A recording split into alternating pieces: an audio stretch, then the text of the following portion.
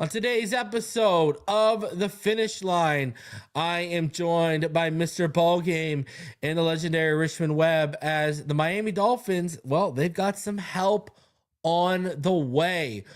Also, you got to ask yourself, with Thanksgiving just around the corner, what are you most thankful for as a Dolphin fan, especially during this rough of a season? Talk about those things and so much more. Plus, we got the Saints this weekend. A lot to discuss, a lot to go over. Do me the favor, smash the like button. Subscribe if you are new. And as always, let's get into this. All right, huddle up, huddle up. We're going to crank these engines up on one. All right? Wait, 80. Wait, set. Drivers, start your engines.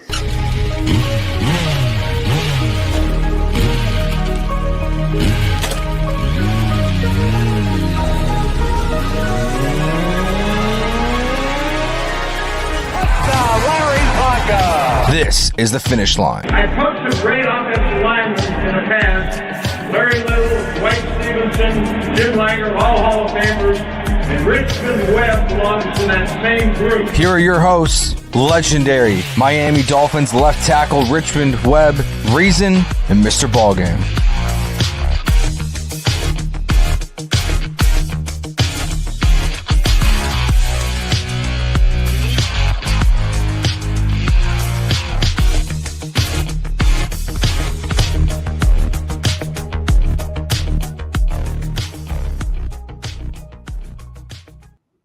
What is good, Fin Nation? What's good? It's your boy Reason, and we are back here for another one as we welcome you all to the Finish Line. I know we were originally planning to do a bit of a mid-season panel with everyone that we had on the preseason panel with, but there was just way too much yellow tape to work out for this. Life happened way too much. So I said, you know what? Let's just do a normal episode of the Finish Line, and here we are. And we're coming off the bye week. It's over. We had some good college football. I know the Marcel Reed stock continues to go up in Texas A&M for Richmond Webb. And what do you want to say about FSU ball game? Not FSU, bro. Let me tell you, man. I'm sitting here over the weekend, man. My dad's down here. My uncle's here at my house in PR. We get up, ride over to my Uncle Mike's on the other side of Orlando. We watching the game, right? They big Florida A&M University fans, right? In BC, Bethune-Cookman College and FAMU playing in the Orange Classic down here. There's a big game every year, right? Yeah. Bruh, FAMU done fought back. They had no offense all game, no defense. They dug themselves out of an 18-point hole, came back. It's 35-32 with 18 seconds left in the game, right? Other team has 0 timeouts. And I'm watching. I'm thinking to myself, I told my dad, I said, you know, it'd be crazy right now if they just had a blunder in the secondary. And all of a sudden, out of nowhere, quarterback drops back, perfect pocket. The outside corner is looking inside. Instead of his eyes, they in cover 3. Instead of him looking what inside. What game are you talking about? Florida A&M University, bro. It's like the biggest blunder. Okay. Yeah. The point is, I'll tell you what I'm getting to. I just didn't know what game you're talking about. That's why, yeah. Oh, yeah. The outside cornerback. Clearly, you see him on TV. He's got his eyes inside on the slot receiver, right? And he got a guy outside of him. His guy runs a fade route up the sideline. Quarterback pumps it to the slot guy. The corner on the outside third jumps the slot. Touchdown at the end of the game. And I'm thinking to myself, who in the world is coaching this kid? Or better yet, is this kid just out here not being coached at all, or he just a dumbass? Because ain't no way in the world no coach on the planet is telling you as a cover 3 to leave your outside third to go worry about a damn slot receiver. And he lost the game for them, bro. They don't fought. I'm talking about like legitimately in the span of like 8 minutes, there was 37 points scored between the both of those teams. And this kid, 18 seconds left on the clock, blew the game. And I looked over my son who was there with us too, and I said, "What did you see?" Bad coaching. I said, hold on. Why is it always got to be the coaching? I said, this kid been playing football long enough at this point to know the difference between cover 3. And I said, there's no coverage whatsoever on the planet that would give the outside boundary corner slot wide receiver responsibilities. Unless the wide receiver is detached and stacked. And then at that point, they both leave and go because then he has to worry about what's coming into his area. But other than that, if you got a guy going vertical into your space, you got to run with it and stay over the top of it and then play the defense. And I was like, man, this is crazy, bro. And it just brought me back to this whole thing now where college football, outside of most of the teams in the top 10, there's some bad football being played, bro. All around the country, man. We it's talked horrible, about bro. this. This has been a subject since we were on the Tuesday night panel. Remember Ballgame when I'm not saying you, but I know everyone was boiling out for Trevor Lawrence, and me and EM Dolphin fan were trying to. Because remember, everyone didn't want us to tank for Tua or Burrow or Herbert or no one. They wanted us to keep tanking for Trevor, and we're like, yo. And it got into. Remember, we got into the weeds of the whole discussion with Trevor Lawrence and like Clemson of. You could see like the development wasn't happening in his game, and he had kind of already, after as a freshman, he kind of like peaked, and it was because it's no longer about unless you're at a really small school that's got a 3 or 4 year vision of, okay, by year 3 or year 4, we'll be competitive with you. Too many of these schools are under pressure for you to be competitive right away. So it's put the best athlete with the best arm and just go out there and create, do what you can. Keep it simplistic. Now, I think it's even got it's leaked over into the evaluation community. And I'll tell you what I mean by that. I do think there are certain benefits. So I'll give you an example. Everyone running RPO and read option. Everyone, I think, oversimplifies those offenses in college and what they do for quarterbacks. And I'll tell you what I mean by that. Tua Tagovailoa, when Tua came into the NFL, running read option, running RPO, it allows you to become a really good pre-snap processor because you've got to read coverages pre-snap. You've got to read all 3 levels of the defense, et cetera, et cetera. This is why I was so high on Jackson Dart coming out, because of what they were running in Ole Miss. There's a lot of pre-snap. And when you see, but in college, the difference between the NFL and college is 99.9% of the time it's going to look different post-snap. This is why Dante Moore struggled a little bit against Indiana a couple weeks ago because, and I will say, his coaching staff didn't prepare him for a NFL level defense in Indiana that was going to disguise a lot of what they were going to throw at you. Right. So I think there's benefits, like what I mentioned with this read option, those simplified offenses. I think there's benefits to development, but overall, you better be a really quick effing learner, because if you're not, it don't matter what position you play. They're not worried unless you're going to Wyoming. Help me understand. Right where. They don't care. Clemson don't got time for you because they've got so many 5-star recruits ready to come, same as LSU, Alabama. They got so many kids lined up that are 4 or 5-star recruits, and now you got to deal with the transfer portal. Yeah. So now they got even less of an incentive to worry about your development. If you're not going to get it right, we're just going to go transfer portal, a junior or a senior or a redshirt sophomore who's been around and whatever. We don't got time for this. That's where we're at right now, bro. Yeah, Sellers already said he's leaving South Carolina because apparently he might go to UM. And then my question then also becomes how does it make sense? Because I've never seen this. I've seen it, but it doesn't make no sense to me. How you get fired from Penn State? I know, and turn around and then go to Tech and get even more money.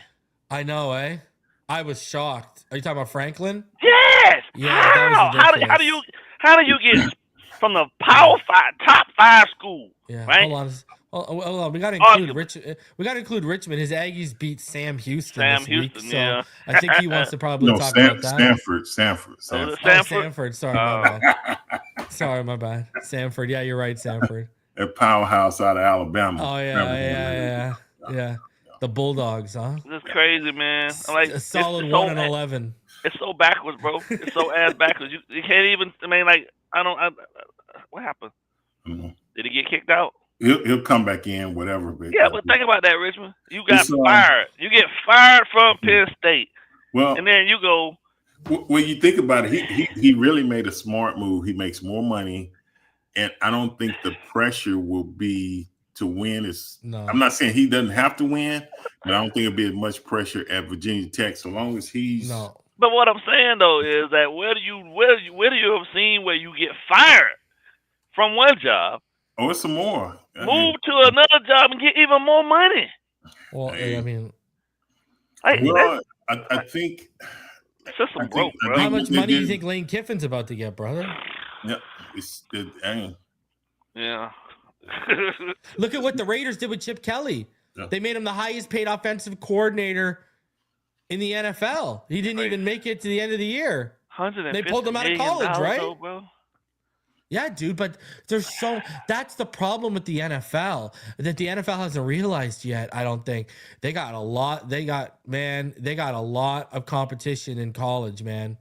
Yeah, think of how many rural communities where college runs the whole freaking economy, bro. Think of how much money gets pumped back into that ish. Yeah, think of how much money gets pumped back into. I mean, look at Alabama, right? The Senior Bowl's out there now too, right? It's been out there. Yeah, like but the Senior Bowl's getting big now. Now it's on a mainstream level, right? Because of social media and stuff. I mean, you know, these like football runs Alabama, like the economy out there in Tuscaloosa, man. It's crazy. You know, I'm just like saying, man. Dante Moore. You know, there's rumblings that he's not going to come out. Now, I've said for quite some time he's my QB1. If he comes out, he's better than Mendoza. I don't care what anyone tells me, man. He offers you a lot more than Mendoza does. And, you know, and he's only 20 years old. But my whole point is, everyone says to me, well, reason. I mean, he could be the number one pick. All right. Think about A, the nil money, and think about B, who really runs that program? Nike. How much money does Nike have? Okay. All right. They could make it real easy especially if they make a deep run in the playoffs and they almost get there. And they're like, hey, Dante, we're going to transfer portal some guys in, throw some money in here, and we'll throw you a bunch of money. What are you going to say? You're going to go be a god on the Oregon campus, or are you going to run the risk at not being the number one overall pick? Call me crazy, but I think they all should stay 4 years. Well, that's what they're doing with Arch. They all need to stay. And look at Arch. Look at how rough he was the first half of the season. And look at how he is now. Thank God. Product coming into the NFL will be much better. You can get back to a quality product, quality kids. Actually, I mean, then that forces you to then make a commitment and not have to worry, look over your shoulder whether this kid can actually try to get up and leave and go somewhere else if he has to stay. You know what I mean? Like, okay, you got them there based on the premise of getting them an education. Most of them don't care about that, but no. The hook is, man, they need to be. I think they need to be sound in mind and body before they go into the NFL. Because, you know, like at the end of the day, look at McCarthy, man. He's terrible. He should have stayed. Yeah, but he should have stayed. You know Tyler Shuck, right? The quarterback will be seeing this weekend. Yeah. You know he played 6 years of college, eh? I'm cool with it. Like he was at Oregon for 2 years. He's at Texas Tech for 3 years, and then he was at Louisville for a year. I'm cool with it. That means that he's ready though now. He's ready now. He's also injured too, right? Yeah, so. Yeah. Michael Penix too, right? Think about it. Michael Penix. Yeah, he was there for Washington. You know? Yeah, and before that, he was at what's it called? Indiana. Was Indiana. It Indiana? Yeah. Indiana State, or was it Indiana? No, it was Indiana. Yeah. He was a Hoosier, right? Yeah, his mechanics were terrible. I remember how bad he was back then. And then one other one too. That stayed for a while, but who else was playing right now that was fairly decent? It stayed for a long time too. I just had a conversation about this kid, man. Golly, me and my uncle got into an argument about it too, because I told him, I said, they need to stay. They need to stay to work out all of the, you know what I mean? Because at the end of the day, the NFL is about quick turnover now. So whatever they don't have now, because of the money, they're incentivized to stay now. Yeah, whatever they don't have, college supposed to get them ready as far as they can take them, and then when they get to make that transition to the NFL, everything should be able to polish that turd. Polish that turd to make it shine. Were you a senior at Richmond when you came out? Or were you a junior? That's what I'm saying. Oh, buddy. Ready to play. Grown man, ready to play. Brother, if there was nil, Richmond would have been a redshirt senior to get that extra year of money before he came out, bro.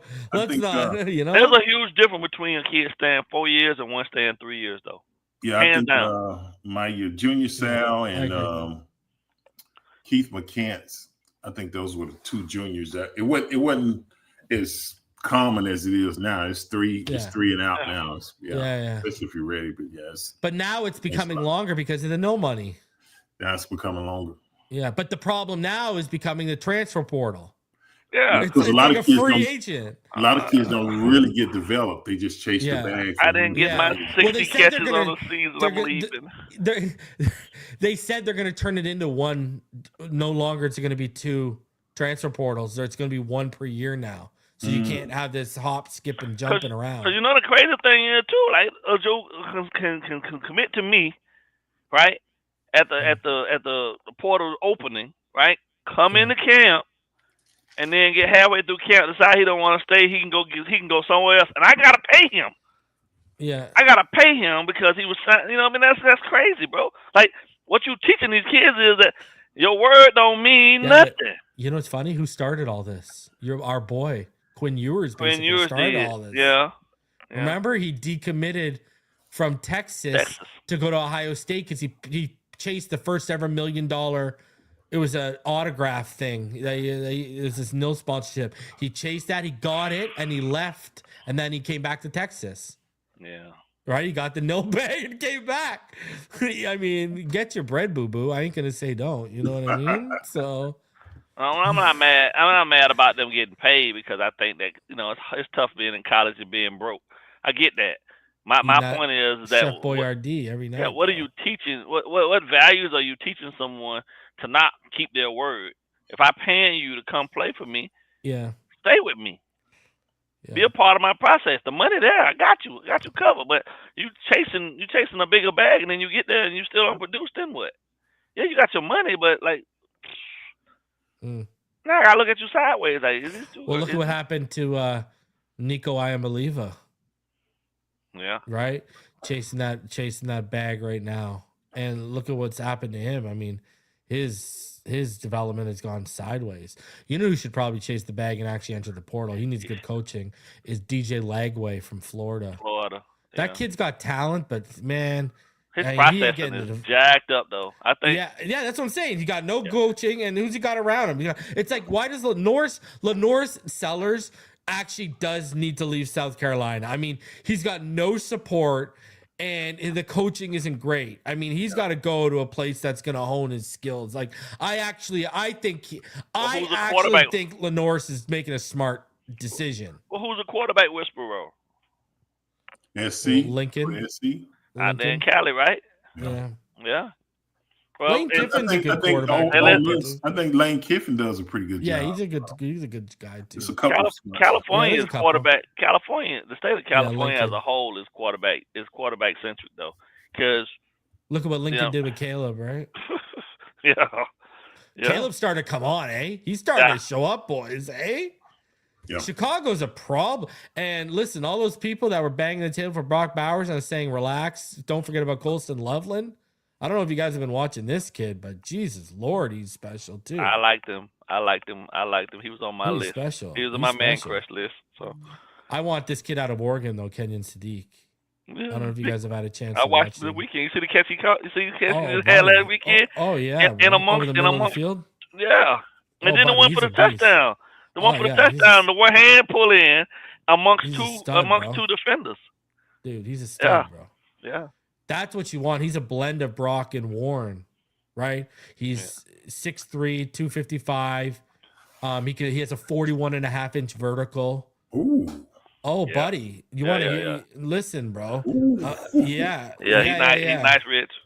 Oh, buddy. And in terms of like, he loves they block him because they off a lot of motion because they run a lot of motion, but they'll have him in line. They'll have him motion into like the B gap and block a linebacker. But dude, when you look at him, he can power clean 365 pounds and he can bench press 435. He has about 10% body fat at 6'3", 255. Yeah. That's some explosion. You can do that power clean. Yeah. He's a beast, bro. Man. Upset of last weekend. Corona Centennial High School out there in California beat Mater Dei in the semifinal round to go which is unheard of. Mater Dei was pretty much set up to go for their fourth straight state title. And Corona Centennial beat them 36-35. Yep. It's crazy too, because the Corona, that shit right there in the heart. It's right there in the heart of the hood too. you got the Bloods, you got the Crips, and you got Pirates? and yeah, all and they have, I think they got like 16, 17 counselors, so they have to make sure all these kids' schedules are yeah. Oh So, yeah, by gang affiliation. Yeah, you yeah. gotta have them together. That's hilarious. Wow. That's hilarious. But football brings them all together. They all play on the Yeah. same team. That's crazy, bro. That's the only Yeah. time you can get them, because basketball team ain't enough of them. But you go to Corona Centennial, you're going to see at least 145, 150 kids on the sideline on Friday night. Yeah. Football, man. So, I love it. yeah. All right, so let's get into some Dolphins talk here today. So I don't know if you guys saw, but it looks like help is on the way for the Miami Dolphins. Mike McDaniel said Wednesday that all players on the active roster would participate in practice. So that means Austin Jackson participated, Darren Waller, and his window opened up. Listen, let's get into this. So help is on the way, but is it kind of too late? This team is 4-7 right now. They didn't have a lot of breaks fall their way this week in terms of Jacksonville ended up winning. You know, I mean, crazy comeback by the Chiefs. I don't know if you guys saw that comeback against the Colts, down by 21 points or whatever. You know, you remember last time we spoke, I told you guys they were 2.5 out of the number, 2.5 games out of the first overall pick and 2.5 games out of the playoffs. They are now 3 games out of the playoffs and 3 games out of the number 1 overall pick. An issue too is the current standings don't really help. They're chasing teams right now, that have 7 wins. And the teams that they are chasing are the Jacksonville Jaguars, the Los Angeles Chargers, as well as the Buffalo Bills. Now, right now, the Buffalo Bills and the Miami Dolphins have the same divisional record, right? They're both 2-2, and they both won and lost against each other. The Jaguars have a 1-1 divisional record. The Chargers are 3-0 in their division, plus they have the tiebreaker because they beat us earlier in the season. That's not to mention, gentlemen, the Texans' defense is lights out right now, and they're 6-5. The Chiefs are 6-5. All right. I mean, help is on the way, and we'll start with you, Richmond. Help is on the way, but with 6 games left, Richmond, you need one of those teams at 7 wins to, at best, go 500, and you're hoping it ain't the Chargers because they have the tiebreakers over you right now. You know, you look at those teams and they can turn it on at any moment, Richmond. I mean, and they're getting people back. Omarion Hampton's coming back for the Chargers, et cetera, et cetera. Yeah, help's on the way, but is it too late, Richmond? You know, it could be. I think if for the players, I think they need to focus on whoever the next opponent is. I think this gives good content for, you know, podcasts, the analysts on ESPN and stuff like that to break down the different playoff scenarios and all that, because we put ourselves in a position where we really can't control our own destiny. So we're going to need some help regardless either way. So a lot of times when you can get distracted by saying we need this team to lose, this team, and you focus on them rather than focusing on let's just go out and win whoever we got to play next. It's that all you can do is just, you know, each week go out and if you take care of your business, you got to let the chips fall where they may. But when you start focusing on the outside noise and trying to see what this team doing and this and that, it could be a distraction and you could let 1 or 2 games slip and then it happens like you're supposed to. But since you've been focusing on what you shouldn't, you're not in the right position you should be in. So that's why I said take 1 game at a time. When we'd already lost 7, yeah, it feels good. You know, we've been on this win streak and it should continue on Sunday, but we put ourselves in this hole. So the good thing is we're getting guys back like Austin Jackson and Waller and whatever, which should help us to finish strong, and I think that's what we need to focus on. But if it happens good, it'll be beautiful. But if it doesn't, you got to look at yourself in the mirror and say, hey, you should hate this feeling enough to where I don't want to go through this next year. I don't want to do this. And that shouldn't only be just the players, but the coaches, staff, and everything, where we get on the page and say, hey, start early, start fast, and let's finish strong. Where are you at, Ballgame? I mean, Richmond's right. Austin's back. It's going to really help in the run game, which, I mean, wow, this run game could be even more devastating, which is crazy. Darren Waller coming back brings another weapon. But, I mean, yeah, it's kind of crazy, Ballgame. I did the math. If we win out, gentlemen, this is just, I didn't do anyone else winning or losing. Right now, as it stands, if we win out, we only have a 21% chance of making the playoffs. Yeah, and a lot of that has to do with the fact that we lost games early in the season that we should have won against conference opponents. The problem is that it's self-inflicted, and we have to deal with it. I think there are a lot of lessons to be taken away from this season. A lot of it starts with these guys gotta stay focused. They gotta get all of the other BS. The alignment and assignment. Stop trying to do all of the cutesy stuff. Go out and put together a game plan that works right away, based on your strengths, and steer away from all forms of weaknesses. As you get 6 games into the season, if you're 4-2, you can start experimenting a little more. But the goal is always going to be for us to start fast, right? Because if we don't, then you're playing yourself out of a hole, and a lot of times you need help from somebody else, and sitting around hoping that somebody else don't do what they're supposed to do just so you can be a beneficiary of good grace and, all these other type of things that come along with playoff positioning. That's just crazy. Every team, all 32, hold their own fate in their hands. And if you don't handle your business when you need to handle it, I can count the 4 games this season that really and truthfully we wouldn't even be in this position had the defense stepped up and done some things that they needed to do, and Mike had been a little bit better in his offensive play calling down the stretch of some things too. 4 specific games. You add those 4 to where we at. We 8 games up now. With, you know what I'm saying? And that's what is that? But that puts us 8-3.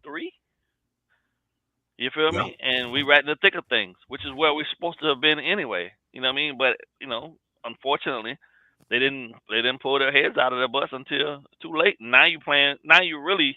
You know what I'm saying? Now you got to hope that the rabbit having the gun really is effective. Otherwise, Greyhound's going to catch you. He's going to run you off the track. It is what it is. Kansas City ain't ready to fold, right? I think that's what the narrative was out there about them. A lot of people thought that just because they lost to, you can't trust that Josh Allen is going to let the Bills Josh fold. Allen. Yeah, exactly. You know what I mean? He's still good enough to be able to put them on his shoulders and carry them across the line. And then the Chargers have too good of a head start on you. They've got the tiebreaker. Yeah. So, right? They beat you heads up, and they're 3-0 against their division. What they got to do now is just play for pride, if anything else, right? Because you need to, you need to give this fan base something to believe in. Otherwise, Ross is gonna have an even bigger issue because next year you're gonna be giving out tickets for $10. Ain't nobody buying those season passes. Ain't nobody gonna be buying those season tickets to sit there and not know, right? You got to give them something to hold on to. Hope at this point for the Dolphins fan base is bigger than anything else. Hope they can get there. Hope they can get better. Hope they can be good down the stretch to at least give you something to hold on to. Otherwise, it's going to be a long off season. And, even without Chris Greer here, there's a lot of question marks. So, now, ain't no guarantees or anything. Hell, we can go out there and Tyler Show can go out there and show his ass on Sunday, and then it's all over after that. Cause you hit 8 losses. I just feel like this team put themselves in the corner with they gotta fight them. They gotta fight together out that corner, and any loss that they take going forward just pushes them right back in the corner. So any steps they take out to get some breathing room to be able to throw some proper punches, if you take a loss, you right back in there. 9, you can't get off the way you want to get off because So it is what it is, and it's all self-inflicted. Oh yeah, 110% from coaching to execution. I think the only game we got dominated in that we just didn't stand a chance in hell in was the first game of the season. Yeah. They manhandled the shit out of us. You feel me? Yeah, like we shouldn't even have got beat the way the Colts beat us. The way the Browns beat us. Shouldn't even have happened. Yeah. So, guys, do me the favor, smash the like button. If you're new, go ahead and subscribe. Let's get the like goal of like 300 on this video. Get those likes up. Before we go on, I do want to shout out the sponsor of today's video. That, of course, is Sleeper. Listen, if you think that you know football, well, the NFL season is here, and that means you have a chance to 1,000 times your cash on daily fantasy football. Football has never been more exciting with players like Jonathan Taylor, Devon Achane, Jackson Smith and Jigba, Drake May, and so many more. Pick on stats for these stars like touchdowns, passing yards, receiving yards, fantasy points, and more for up to 1,000 times payout on Sleeper. Get your picks right and you could win big time. Use promo code PHINS and you'll get up to a $100 match on your first deposit. Terms and conditions do apply. See Sleeper's terms of use for details. And also, if you sign up right now, no deposit required at all, you will get a free $20 deposited into your account that you can use. So if you sign up tonight, you can use it on Gobble Gobble Day. You can use it on Turkey Day. And you can bet on some Thanksgiving football courtesy of Sleeper. Go check out Sleeper right now. Look at this. You saw that? What is it? Aaron Donald might come back. Come Yeah.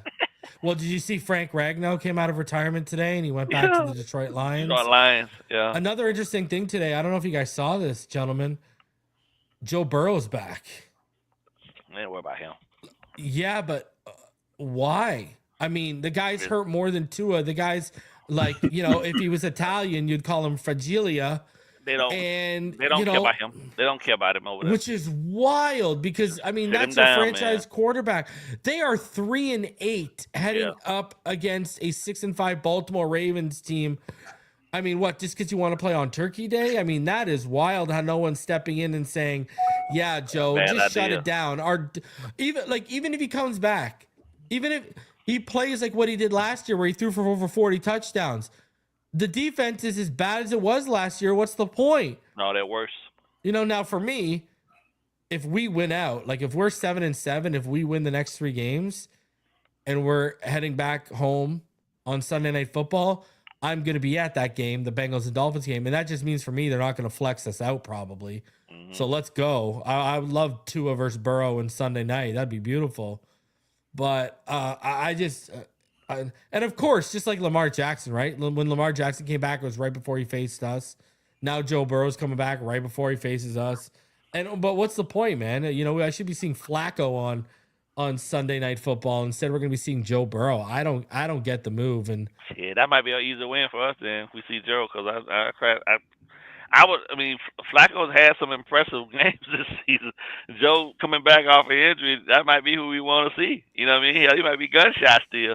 But either way, I just don't think they care about him enough up there. They 3-8, sit him down, man. Yeah. Look how it's working out for us, though. Jets, Saints, right? Yeah. Pittsburgh's kind of a mess right now. And did you guys see that athletic report about a coach that there is a current head coach right now that isn't happy and apparently that's, from what I understand, that's Tomlin. There was an unnamed coach, but from what I understand, it's Mike Tomlin. So they're a disaster. Joe Burrow's coming back, but the Bengals defense is a disaster. Baker Mayfield just got hurt, and we faced the Bucks. And by the time, can you believe this? Did you guys realize the Patriots are 10-2? Yeah, sorry. Yeah, I'm hoping you wouldn't. You had to bring it up. Yeah. Well, they might be. Well, the reason why I bring it up, they might be benching starters by the time we face them. I was hoping you wouldn't say it, bro. I mean, there's a legitimate path here to them winning the next 6 games if you actually break this down, especially if Jackson comes back. Now, this is what I want to talk to you about, Richmond. McDaniel said this week that he doesn't know if James Daniels is coming back this season. Now, you dealt with the pec injury while you were in Miami, right? Darren Waller just dealt with a pec injury, didn't he? That was what Darren Waller was out for, was a pec strain. Apparently, this has been was yours an abdomen or a pec? Yours is the pec, right?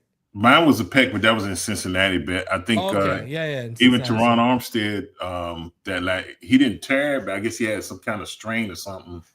and that last game too, he was able to play. But yeah, I was in my 13th year. I don't think Daniels is as old as I am, No, but he wasn't. it depends on, I think, where you tear it. And so mine was kind of right here on the outside. I don't know where his is, but Richmond, they told us it wasn't a tear. They told us it was a strain. There's no push off. And he's been gone since like the first snap of the season, Richmond. Well, you knew that. You know that ain't right. Not from no strain. It shouldn't take that long. But I have known. I played college ball with Quentin Coriat, and I think that's where he tore his pec, and he had to retire. So if he's not coming back, he's just, and he was young, so it's just. Darren Waller, you know how he's missed a bunch of games? That was from a pec strain. He actually had a pec injury, but that they labeled it as a strain, and he's coming back after 4 or 5 weeks. This guy's been out for like 13. That makes sense though, because you ain't got no push off. You ain't got nothing. So Richmond, you've dealt with this injury. If we've gone this long, would you expect to see him based off of what you remember of the injury? I would expect us to be looking in the draft and free agency. You know, I think it was an experiment and it didn't work. I'm not hating on the player or whatever, but he was hurt the year before he got here. Yep. So, you know, you got to really look at this a business, and I ain't hating on him, but I'm like, how much do you want to tie up and invest in a guy like that? I'm not saying, you know, he might catch on somewhere else, but me, I'm looking either in free agency, you know, who's available, this and that, or, you know, developing the next, you know, Jonah Savannah, you know, going out getting another young guy to you know, we got to start developing our own players versus always just, you know, let me go get this guy, that guy.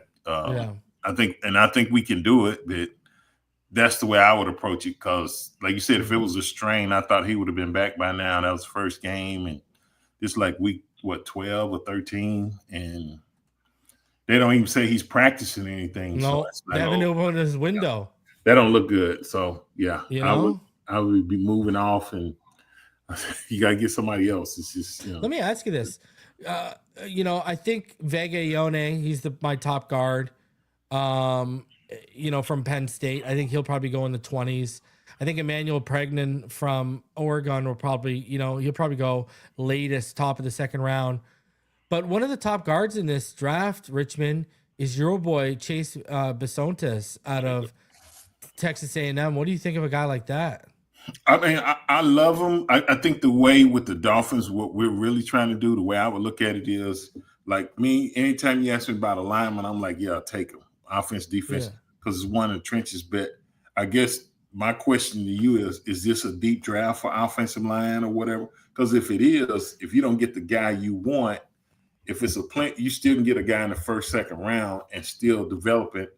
It just depends on what's deep in the draft, what positions, and what do we actually need to kind of like, hey, let's be smart with the money. Let's not just go out and well, it's a decent draft because you could kick Caden Proctor. There's guys like at tackle that some think might be better at guard. I'll give you some examples like Caden Proctor from Alabama. A lot of people think, you know, he's gotten better as the season's gone on, but a lot of people think he'll be better off if you kick him inside. Another guy's probably like Francis Moigoa. I think he should stick at right guard, but some people are talking about him. But you're right. I mean, you know, there's another guy from Texas A&M who's probably going to go on day 3.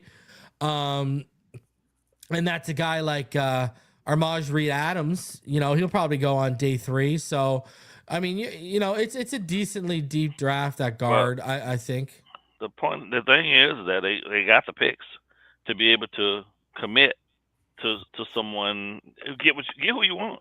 Use that first to get the guy you really covered if he's there, and then you got 2 seconds and you got 2/3 that you can go around and move around and do some things too. But if Daniels ain't coming back, then that definitely leaves a blaring hole up front. I think defensive line is good. All right, with those guys, you know, you got. I think they're gonna might add another edge because Chubb's gone and Judon's gone. That's fine. That's fine too. But I'm saying, well, at least interior wise, Phillips, Grant, interior. Those guys. Taylor. They're Benito, good there. Zeke Biggers, you're good. Yeah, all them kids, you know, especially all of the young boys, they playing their asses off.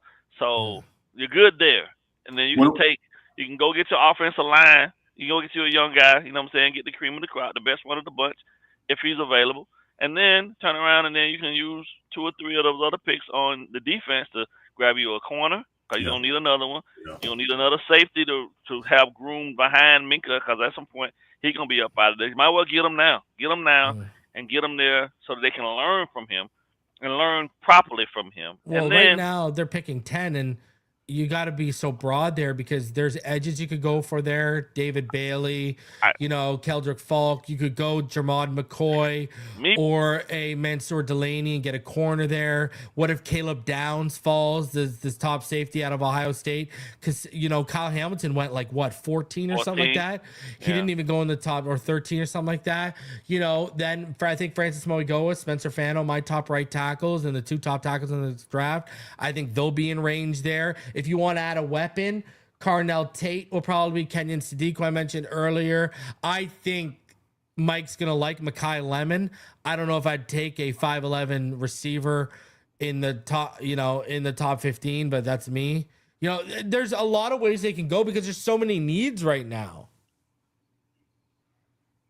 I like the tight end you was telling me about, Reason. Kenyon Sadiq. Is Malachi Fields coming out? If I could have one guy right now, the guy I'd want is Arvel Reese from Ohio State. He can play Mike, Will, Sam. He can play off the edge. He can do everything. Yeah. That's it. Yeah, when you get a player that diverse, it's almost like when we had and I'd be open to a trade back. Pick up something else, yeah. Yeah, stack up because 2027 and 2028 are the better quarterback classes. There's only one quarterback I would trade up for, and that's Dante Moore. And if he declares, you're not going to have a shot. Yeah. So I'd go out and get Malachi Fields from Notre Dame, 6'4", 223. We need a big receiver. We need a big possession. Carnell Lake. Carnell Tate. He's what, 6'3" or 6'4", and he's probably the best route runner in this class. Yeah. The guy I would want there's talk he might fall to us a little bit. The guy that I want is Jordan Tyson, but I don't know if he falls to us from Arizona State. He's my number 1 receiver in this class. He's 22. Takes 20. Yeah, them Buckeyes, man. They buddy, that's wide receiver you right now. And dude, Carnell Tate's probably the best route runner in this class. And look at how well that's translated for Emeka Egbuka. There's a lot of guys, right? Like Denzel Boston coming out of Washington. He's 6'4", 209. Chris Bell's 6'2", 220. Right? Jacoby Lane out of SC, 6'4", 200. Right? There's a lot of talent coming out. The guy who's in the Biliknikov conversation, who you probably won't have to get till day 2.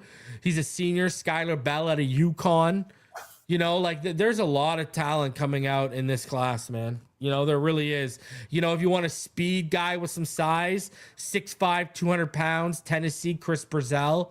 I mean, it's a very deep wide receiver class. But I think Carnell Tate and Jordan Tyson are the cream of the crop. If Mekhi Lemon was 6'3", he'd be in the conversation for wide receiver 1. But I don't like that he's 5'11". We don't need that. Yeah, we don't need that anymore. Yeah, we need a big body. If they're not gonna spend the money to get a tight end, then you definitely need a big body possession receiver. Yeah. For sure. And I'm okay with if they're gonna bring Dolce back. I like his size. I like his athleticism. But they got to get him more involved, right? Obviously, they got to do that. Weak tight end class, though, eh? Once you get past Sadiq, your best guys are probably Max Clare. He's really good. I think Stowers from Vanderbilt is going to come up on people's boards a little bit. But it's kind of a weak class in terms of tight ends. It's a pretty weak class. So, good, gentlemen, we got the Saints this week. Your prediction, your thoughts on the game, Richmond? Yeah, I think this is a winnable game. I think we should be able to add another W in the column. So I'm definitely predicting us to continue to pick up where we left off, and especially we're getting the news from Coach McDaniel that, we're getting Waller, Austin Jackson back. We should even be a little bit better now that we're getting, 2 of our starters back. And I think it's going to be Jackson. I think Waller, they just opened his practice window. Okay. Well, one out of 2, as long as we get hitting the starter back, that's good. Yeah. So, but I guess prediction for the game. Right now, Borum. Who's that? Borum? Is that who playing tackle? Yeah, no, I think it's going to be Jackson. No, I'm saying the Borum is playing tackle right now, right? Yeah. Get him up out of there. That's cool. Yeah. Yeah. I guess my prediction would be I'm going with the Dolphins, and I'm going to predict the score of 28-17 Dolphins. Where are you at with the game, ball game? 24-13 Dolphins, and I just I don't think the Saints have figured out offensively who they want to be just yet, so that's a good thing for us. They will fight, I believe that. They're gonna run the ball. They're gonna try to get the ball to as many of their guys as possible, but at the end of the day, I think we're just gonna overwhelm them. The defense shows up freshly rested, it's gonna be a problem for them. So 24-13 us. All right, and final question for the show. Thanksgiving is tomorrow for Americans. I had mine last month. I'm so jealous. It's my favorite. It's my absolute favorite meal of the year. That's why I love Christmas Eve, because usually we do Christmas Eve. It's just a repeat of Thanksgiving.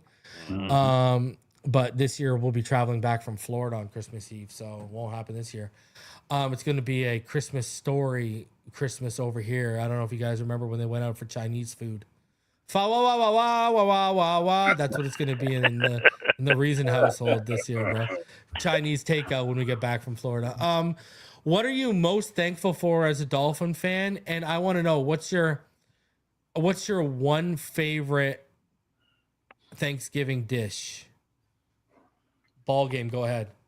What I'm most thankful for, just as in a general, Dolphin fan, or as a Dolphin fan. And what is your favorite Thanksgiving dish? I'm thankful for Jordan Brooks. I'm thankful that he's come over from Seattle and acclimated himself to being one of the best middle linebackers in the game right now. He's the captain of the defense, and I'm grateful for him. And to be honest with you, probably my mom's neck bones and rice. Mm. Oh, okay. Yeah, okay. Perlo rice. Okay. Yeah. Okay.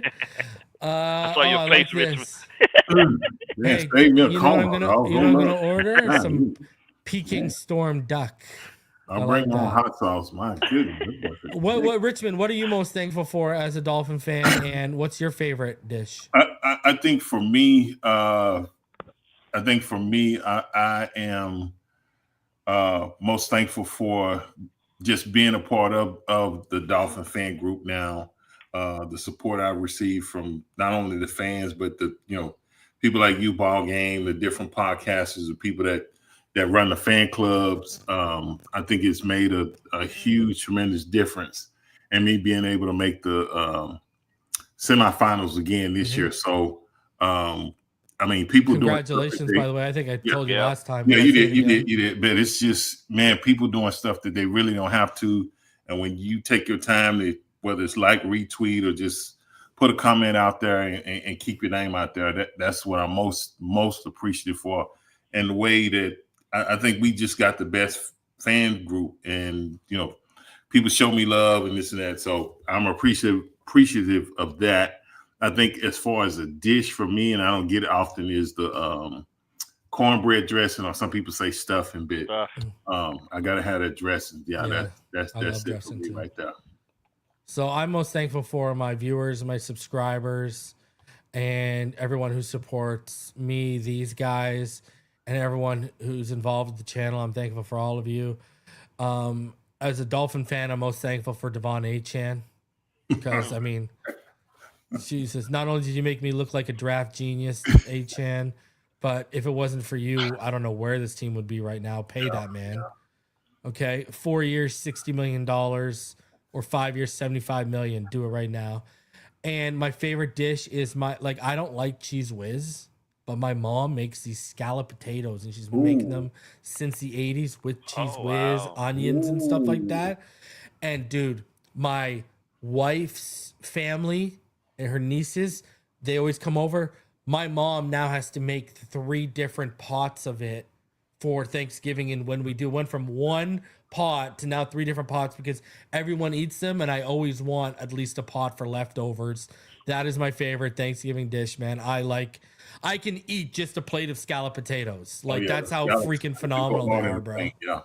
Oh man, just a little salt and pepper, and we're rolling, baby. So yeah, so appreciate each and every one of you for tuning in. Enjoy your turkey, enjoy Turkey Day, enjoy turkey football. And we'll catch you on the next one. Smash that like button. Subscribe if you are new. Let's get to 300 likes on this video. And we'll see you all on the next one. Fins up all day, every day.